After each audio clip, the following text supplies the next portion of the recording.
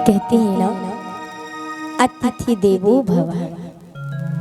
हमारे बीच में जब भी कोई अतिथि आते हैं ना, वो भगवान का स्वरूप होते हैं। जरूरी नहीं है, आवश्यक नहीं है कि वो कुछ लेकर ही आए। जरूरी नहीं है कि वो कुछ लेकर ही आए। उनका आना ही हमारे लिए सबसे बड़ा उपहार हो जाता है। उनका आना ही हमारे लिए सबसे बड़ा उपहार होता है। इसलिए महाराज, हमारे बीच में जब भी कोई विभूति आती है, कोई भी महाआत्माएं आती है, तो उनका तालियों के साथ सेवा जरूर करनी चाहिए। एक बार जोरदार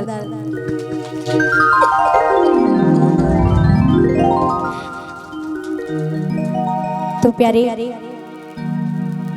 कह रहे थे कि इस संसार में सब कुछ है, लेकिन मिलेगा कैसे?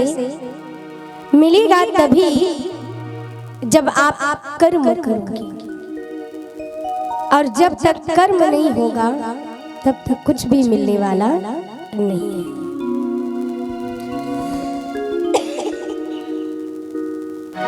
कर्म सबसे बड़ी चीज है, क्योंकि इसीलिए कहते हैं ना, कर्म प्रधान विश्व करी राखा, जो जस करे सो तस फल चाखा। ये पंच तत्वों का बना हुआ जो शरीर है ना,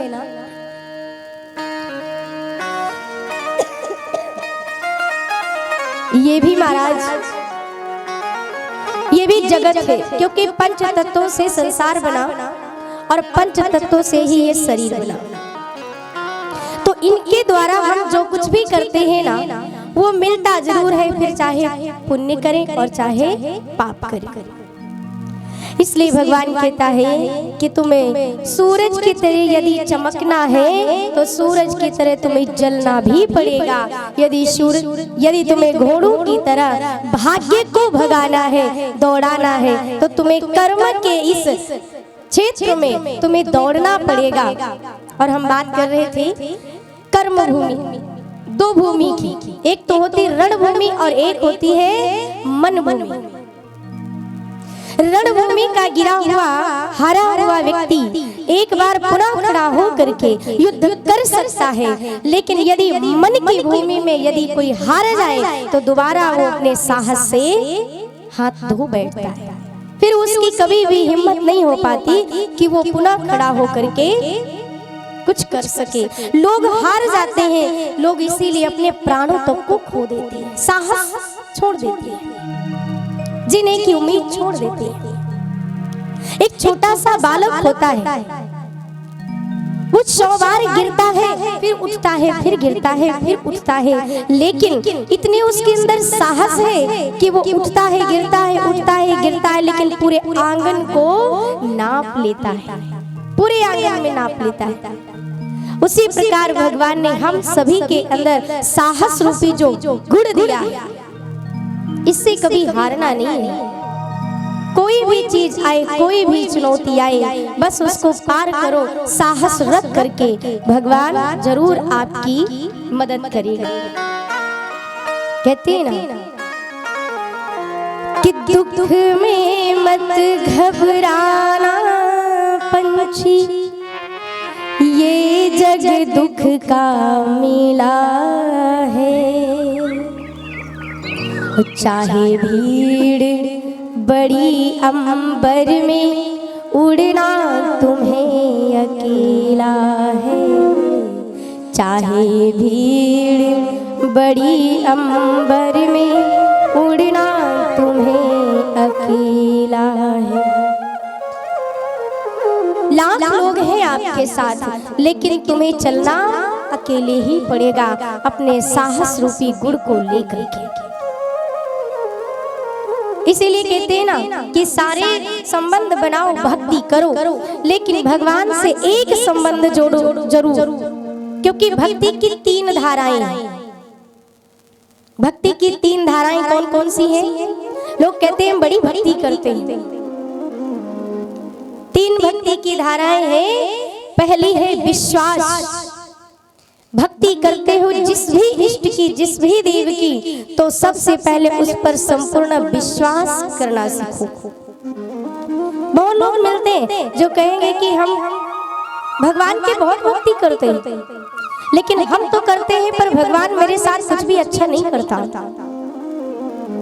मेरे साथ भगवान कुछ भी अच्छा नहीं करता। जितनी हम लगन से भगवान की भक्ति करते हैं उतना ही भगवान मेरे साथ गलत करता है। रोज आए दिन एक परिस्थिति खड़ी हो जाती है, हम क्या करें। और यहाँ तक के लोगों को देखा है, घर में कुछ ज्यादा ही अत्यधिक बुरा हो जाता है ना, तो लोग भगवान को उठाकर फेंक देते हैं घर के बाहर। देखा है, ऐसा होता है। लोग उठा के अरे भैया ये क्या कर रहे हो, कहेंगे कि अरे हम भगवान को इतना मानते हैं और फिर भी भगवान हमारे घर में आए दिन एक से एक परिस्थितियां, एक से एक दुख। मानो दुख, भक्ति क्या कर रहे हैं, दुखों का पहाड़ टूट रहा है। लोग उठाकर भगवान को किनारे कर देती हैं। लेकिन महाराज सोचो, भगवान तो आपका दुख हरने वाला है, वो दुख देने वाला नहीं है। हमारे राघव जी लोग कहते कि भगवान दुख देता है, अरे भगवान तो आनंद के सागर हैं, दुख हर के सुख देने वाले हैं। तो जिनके पास जो चीज है ही नहीं वो आपको क्या दे सकता है। जिसके पास जो चीज है ही नहीं वो आपको क्या दे सकता है, बताओ।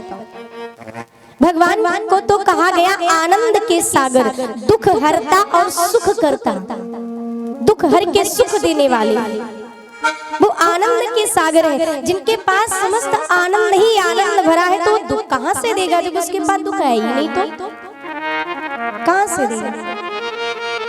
ये तो झूठा आरोप है।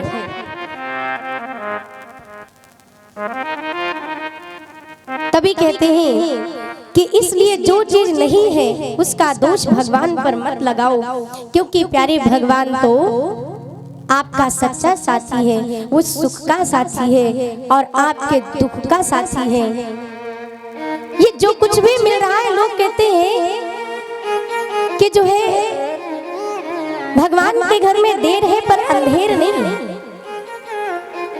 पर हम तो कहते हैं कि भगवान के घर में ना देर है ना अंधेर है, बंदे ये सब तेरे ही कर्मों का फेर है। ये जो कुछ भी तुम पा रहे हो, तुम्हारे जीवन में जो कुछ भी आ रहा है ना, ये जो कुछ भी हो रहा है, ये सब तुम्हारे ही बुरे कर्मों का नतीजा है।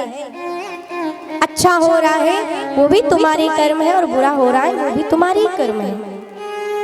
भगवान को दोषी मत ठहराओ। एक प्रैक्टिकल उदाहरण, मैं अभी फरवरी में गई थी झारखंड, नहीं सॉरी मध्य प्रदेश, और मध्य प्रदेश में वहाँ पे कौन सा होशंगाबाद डिस्ट्रिक्ट था, अभी नाम चेंज हो गया, नर्मदापुरम हो गया। तो वहाँ पे जब मैं गई तो बहुत बड़ा यज्ञ हो रहा था, तो उसमें मैं गई थी 7 दिनों के लिए। तो प्यारे इतने अच्छे, मतलब जिसके घर जो लोग करवा रहे थे मिल करके, उनके घर में इतना अच्छा बिल्कुल बना हुआ था मकान, एकदम नए डिजाइन से, और बीच में उन लोगों ने ओपन एरिया करके छोड़ा था। ऊपर से देखो तो नीचे का पूरा घर दिखता था, ऐसा बना हुआ था। और 5-6 दिन बीतने के बाद उनके घर में काफी लोग मेहमान आए। तो जब मैं मंच से उतरी कथा करके और सीधे डायरेक्ट अपने कमरे में पहुंची, तो वो लोग हमसे मिलने के लिए ऊपर आ रहे थे। एक दो नहीं, कई लोग आ गए, 10-15 लोग माताएं आ गई। और जब आ गई तो हुआ क्या, पता नहीं कैसे क्या हुआ, ईश्वर जाने, भगवान जाने। मैं तो बैठी थी, बस तुरंत आई थी मन से, और ऊपर से ही पाँव फिसला, हाथ फिसला, जाने क्या हुआ। एकदम 15 फीट या 12 फीट जो भी ऊंचाई होती हो मुझे नहीं पता, नीचे टाइल्स लगे थे। 60-65 साल की माता जी थी, ऊपर से नीचे गिरी और सर बोला चटाक। हम तो तुरंत उठ के हमके क्या हो गया, भागे। और जैसे ही मैंने देखा तो नीचे एकदम उनका पूरा टाइल्स पे एकदम खून सब हो गया। तो अब वहाँ पे कोई भी नहीं, सबके सब यज्ञ चल रहा। महामंडलेश्वर जी बोल रहे थे, एक्चुअली पहले मैं बोलती थी, बाद में महामंडलेश्वर जी आते थे, तो वो बोल रहे थे। और उनके वहाँ पे सब गए हुए थे उनके स्वागत में। घर पे कोई भी नहीं, भैया जी थे और